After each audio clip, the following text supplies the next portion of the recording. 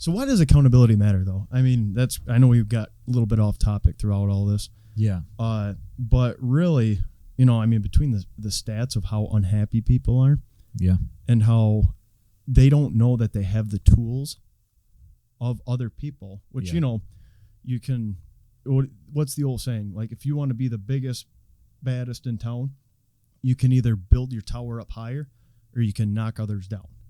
Yeah. And I mean, why not build everybody's up? Like, if we can make that Absolutely. mindset as far as, I'm telling you, hey, you read all these high performers, they raise their standards. Yes. How can we raise one standard one day, keep it accountable?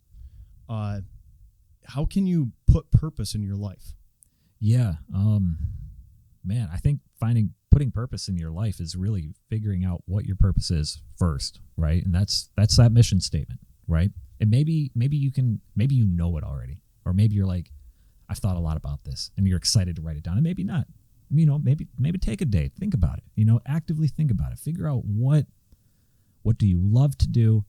When do you feel your best? Is it when you're volunteering? Maybe that's your purpose. Maybe it's volunteering at your church or at your local food bank, right? Whatever it may be. Maybe it's just like, I want to make one person smile a day.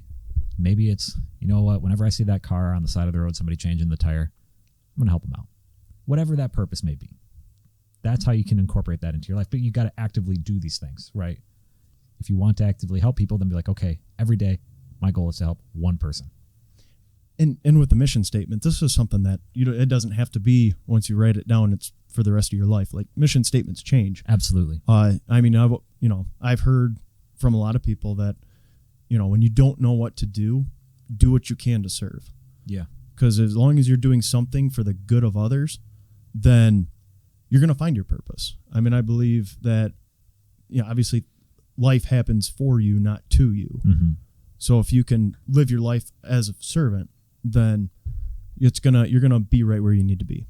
Yeah, and if you think about like all of the greatest leaders and most influential people of all time, not all of them, but most of them had that idea of servant leadership.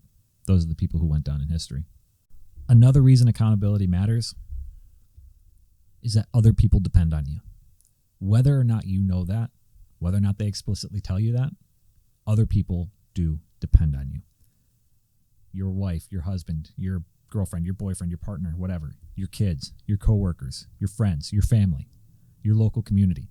We all play a part into this, right? We all have our part to play. And you have to play your part. You can change your part over time by building up, but you have a part to play. I think it was Marcus Aurelius talked about that his job, that in Meditations, also a great book, right? I read that one all the time, almost every day. But he talks about his job that day, his job every day is to wake up and be human, to do the work of a human, to give back to his community, to build up that empire, that Roman Empire that I think it was a Roman Empire. I don't remember what empire he ran, but he had to build that up. And he saw himself just as a human being, not as this emperor, not as this king, not as anything, but as a human with his part to play every single day. Be accountable, because that's going to make you play that part better. That's going to build up the world. That's going to build up other people. I know it sounds cheesy, but it's true.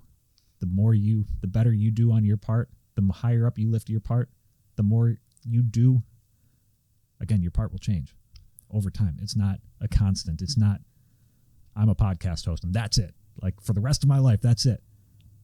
That might change in 2 years. That might change in 5 years. That might change in 3 weeks. But you got to do that part well, because that's the part that you're meant to play right now. Yeah, I like that. And honestly, that kind of takes me back to the Max Out Your Life by Ed Milet. I mean, probably should have mentioned this before, but you are the 5 people you hang out with, or the 5 people that you keep accountable with. You can't necessarily see everybody if say you got a specific niche or something like that, where you don't have any of that around you. But he mentions in the book about your thermostat. So say I'm set at 80 and JJ, you're set at 90, and I hang out with you, and for an example, you heat me up. Okay, that sounds really creepy and weird. and that's kind of how I roll.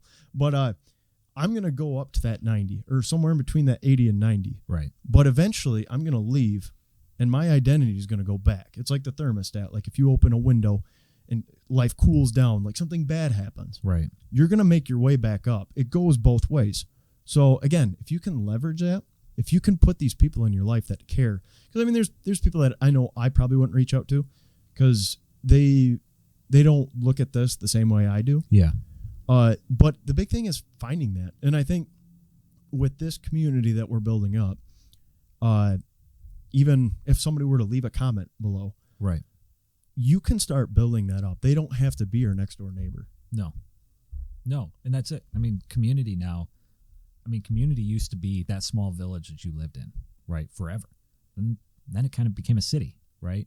Well, then maybe it became the state because you had, transit that could take you around places a little bit faster. So you could be farther away and you could still have your friends and family everywhere. And now with the internet, you could be across the ocean. You could be Antarctica. You could be on whatever 7 continents that there are, right?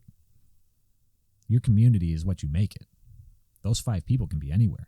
You just have to engage with them.